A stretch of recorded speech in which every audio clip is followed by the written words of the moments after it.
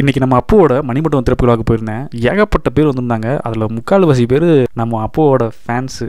ரொம்ப அந்த காளையை பிடிக்கும் அப்படின்னு சொல்லிட்டு ஏகப்பட்ட பேர் வந்திருந்தாங்க. அது மட்டும் இல்லாமல் நம்ம அப்புவுக்கு மரியாதை பண்ணதும், அப்புவோட நின்று ஃபோட்டோ எடுத்துக்கிட்டதும் அப்படியே மெய் செலுத்து போகிற அளவுக்கு இருந்துச்சு ஒவ்வொரு விஷயங்களும். நானும் போய் நின்று நம்ம அப்புவோட நின்று ஃபோட்டோலாம் எடுத்துக்கிட்டேன். இல்லாத ஒருத்தன், நம்ம நேரில் பார்க்காத ஒருத்தன் நம்ம கூட இருக்கிறது மாதிரி அந்த இடத்துல ஃபீல் ஆகிடுச்சு. ரொம்ப அளவுக்கு அதிகமாக அந்த காளை மேலே பாசம், அந்த காளையை பிடிக்கும், இப்படி ஒரு காளை நம்ம வீட்டில் இருக்கணும், இந்த மாதிரி நம்ம காளையெல்லாம் பண்ணணும் அப்படின்னு சொல்லிட்டு தமிழ்நாட்டில் இருக்க அம்புட்டு காளை வச்சிருக்கக்கூடிய உரிமையாளர்களும் ஏங்க வைக்கிற அளவுக்கு இந்த அப்பு போய் வாழ்ந்துட்டு போயிட்டான். வெளியிலேருந்து பார்க்குறவங்களுக்கு நம்ம காளைகள்லாம் படு பயங்கரமான காளைகள் அப்படின்னு சொல்லி எல்லா பேரும் நினைப்பாங்க.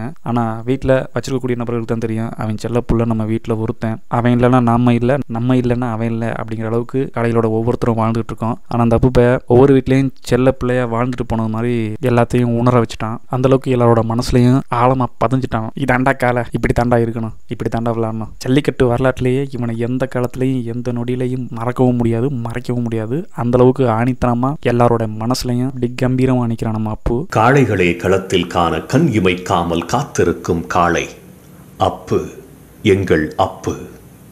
கம்பீரம் வாடி தாண்டினால், தோரணை நின்று ஆடினால், கர்ஜனை சீறிப்பாய்ந்தால்